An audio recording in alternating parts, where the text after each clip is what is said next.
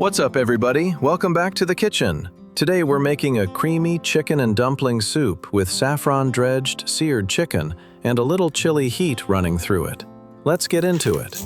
2 chicken breasts go onto a plate, and I'm grinding Himalayan salt right over them, laying down the first layer of seasoning.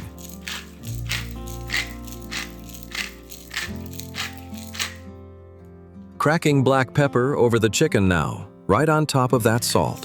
Then flipping both breasts over so the other side gets the exact same treatment, since seasoning only one side of a piece of meat this thick means half of every bite ends up bland, no matter how good the rest of the soup turns out later on tonight.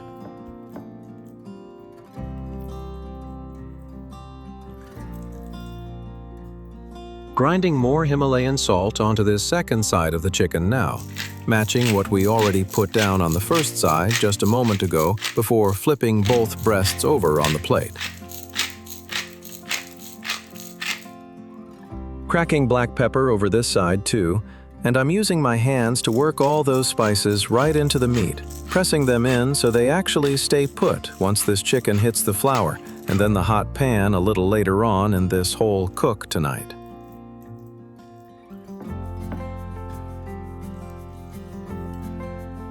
Pouring a cup of flour into a glass bowl now, starting the base of our dredge here. Adding 2 tablespoons of saffron into the flour now, right on top of it.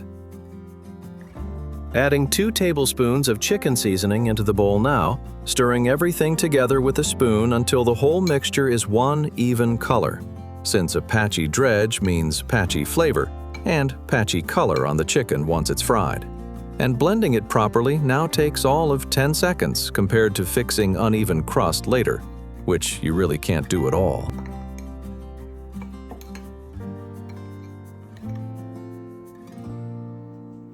Pouring that flour mixture out onto a plate now and rolling the chicken breast through it, coating every side completely, since that thin layer of seasoned flour is what's going to build a light golden crust in the pan and later help thicken the soup as this chicken simmers in it toward the end of the cook.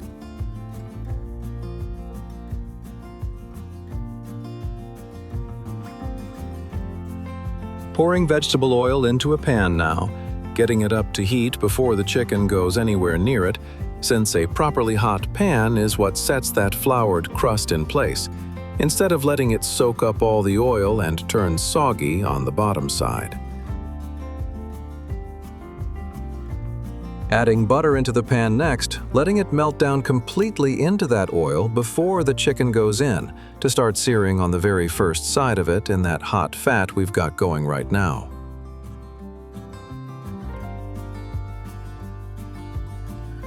Setting both chicken breasts down into the pan now, right into all of that hot fat. Pouring vegetable oil into a pot right now, getting the base started for the soup itself, while that chicken keeps searing away in that pan sitting right next to it on the stovetop over there for the moment.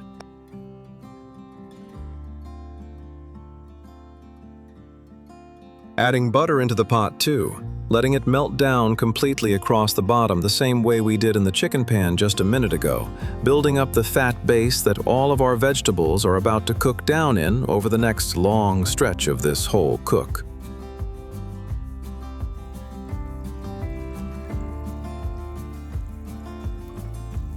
Finally chopping onion now, the first vegetable going into this soup base, and cutting it fine like this matters here, since a soup this creamy wants the onion melting away into the background instead of showing up as big distinct pieces in every spoonful at the table.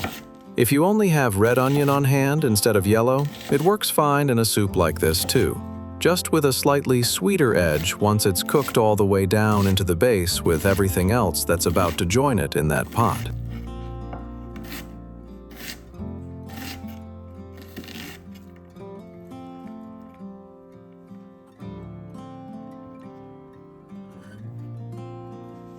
Adding that onion into the pot now, and I'm stirring it through with a kitchen spoon.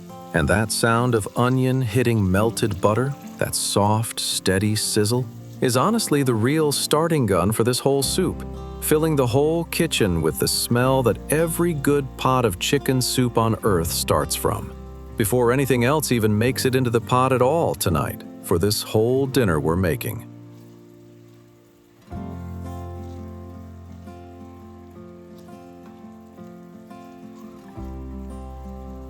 Finely chopping celery now, the second vegetable headed for the pot.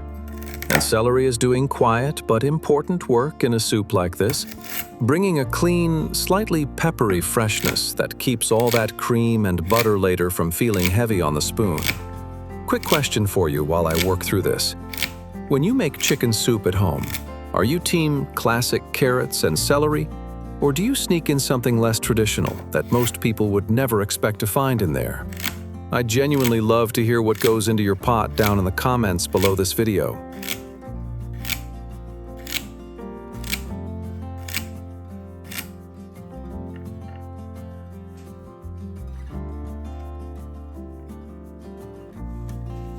Adding that celery into the pot now, stirring it through with a kitchen spoon so it starts softening down alongside the onion already cooking away in that butter. The two of them building up the base this whole soup is going to stand on for the rest of the cook tonight from here on forward together.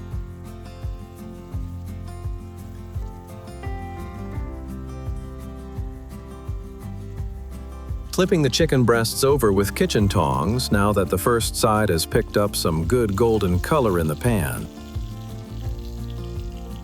Giving those vegetables in the pot a stir with the kitchen spoon now, keeping everything moving while it all softens down together in there on the heat right now. Finely chopping 5 heads of garlic now, and yes, that's a lot of garlic for one pot of soup. But chicken soup is exactly the place where garlic gets to shine, mellowing down into something soft and sweet after a long simmer, instead of staying sharp the way it is raw on the board. My grandmother used to say, you measure garlic with your heart, not with a spoon. And every time I make a soup like this one, I end up proving her right all over again. Because I have never once regretted the extra clove in the pot. Cut this fine, it'll disappear completely into the broth and just leave all that flavor behind in every single spoonful of the finished soup by the time it hits the table tonight.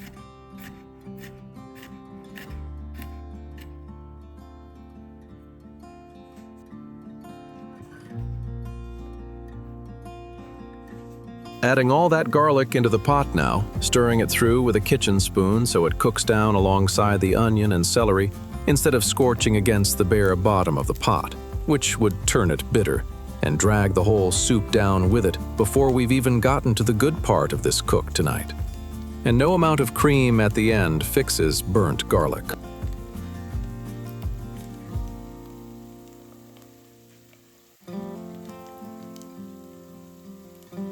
Taking a red chili pepper now, slicing it lengthwise, pulling out the core and all the seeds, then chopping it down fine before it goes anywhere near the pot. Those seeds and that white membrane inside are where most of the real heat lives, so removing them now is what keeps this chili adding warmth and color to the soup, instead of blowing past everyone's tolerance at the table tonight at dinner. Leave a few seeds in if your family likes it hotter than most. But for a creamy soup like this one, a gentle background warmth is usually the smarter call than a full-on burn that covers up the saffron and the cream completely by the end.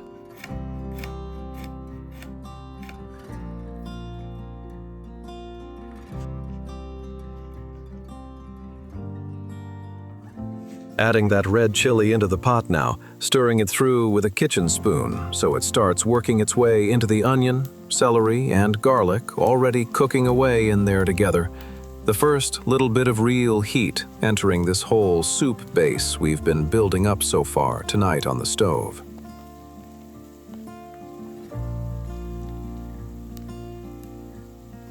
Now a green chili pepper gets the same treatment.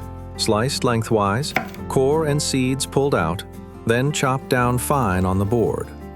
Using one red and one green here isn't just about looks, since the two actually taste a little different, with the green one bringing a slightly sharper, grassier edge next to the sweeter red one in the pot. If you can't find these particular chilies at your store, A jalapeno for the green and a Fresno for the red will get you to basically the same place in a soup like this, without anyone at the table ever knowing the difference once it's all simmered down together in the pot with everything else tonight.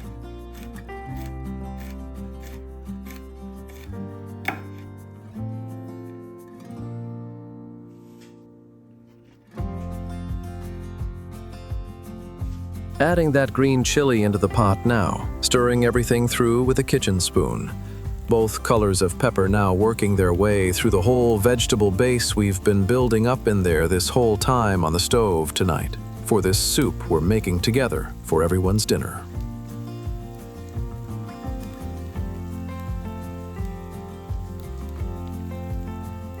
Grinding some Himalayan salt into the pot now, giving this vegetable base its very first real pass of seasoning before any of the liquid ever goes in behind it later on.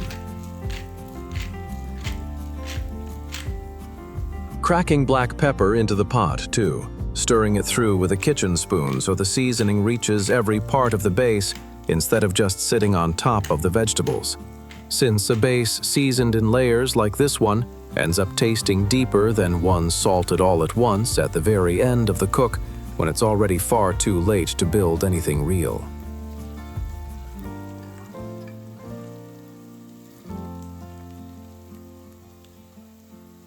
Adding 2 tablespoons of flour into the pot now, stirring it through with a kitchen spoon until it coats all those vegetables. Since this flour is what's going to thicken our broth into something closer to a creamy soup than a thin one at the end. Cooking it for a minute right here also cooks out that raw, pasty flour taste before any liquid ever goes into the pot at all.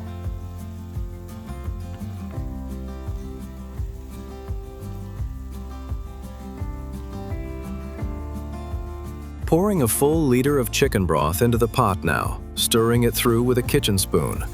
And this is the moment the whole thing starts actually looking like real soup.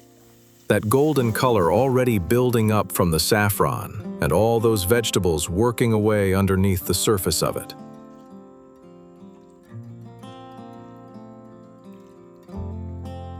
Setting that seared chicken breast down onto the cutting board right now for slicing up. Cutting the chicken down into cubes now, and look at that color the saffron flour crust picked up in the pan. That deep golden edge around every single piece sitting on the board. Quick question number 2 for you. When you make chicken soup, do you cube the meat like this, shred it into strands, or leave big pieces in the bowl? Everybody seems to have a strong opinion on this one, so drop yours in the comments and let's settle it once and for all right here.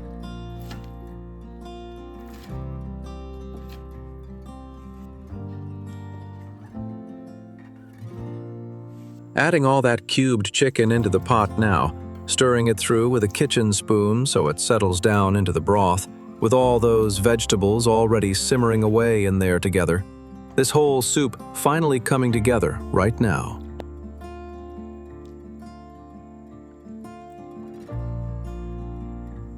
Adding 40 milliliters of apple cider vinegar into the pot now, stirring it through, bringing a little acidity in to cut through all of the richness coming later from the cream we'll add near the end.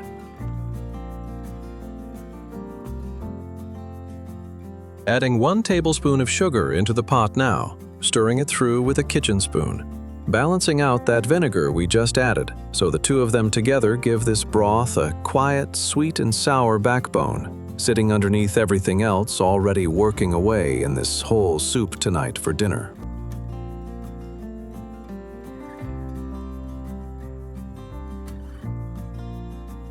Adding a few allspice berries into the pot, right into the broth. Adding 3 bay leaves into the pot now, stirring everything through one more time before covering it with the lid. Taking the lid off now and giving the whole pot a good stir with the kitchen spoon, checking how everything's coming along in there.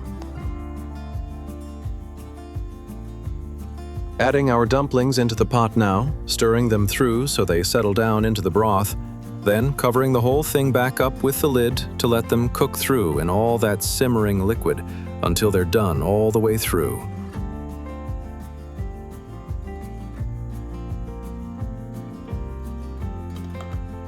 Taking the lid off and pouring 200 milliliters of cream into the pot now, stirring it through with a kitchen spoon. And watch that broth transform right here, going from golden and clear to rich and cloudy in just a few slow stirs. This whole soup turning silky right in front of you. Before the lid goes back on one more time for the final stretch of this whole cook tonight for everyone's dinner.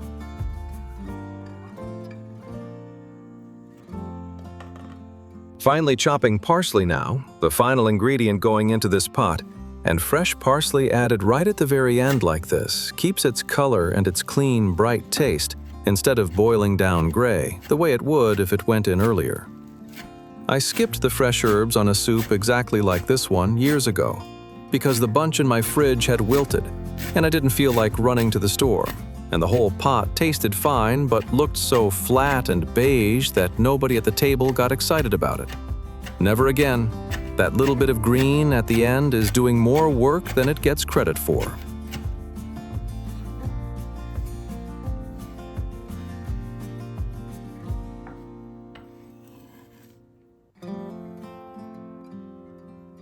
Taking the lid off one last time, adding all that chopped parsley into the pot, and stirring it through with a kitchen spoon until that fresh green is spread through every single part of the whole soup.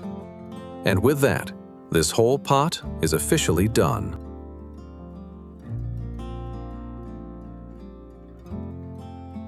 Ladling that soup into a deep bowl now, dumplings, chicken, and all that creamy golden broth, and there it is, the bite. That's a wrap. Hit subscribe. Catch you next time.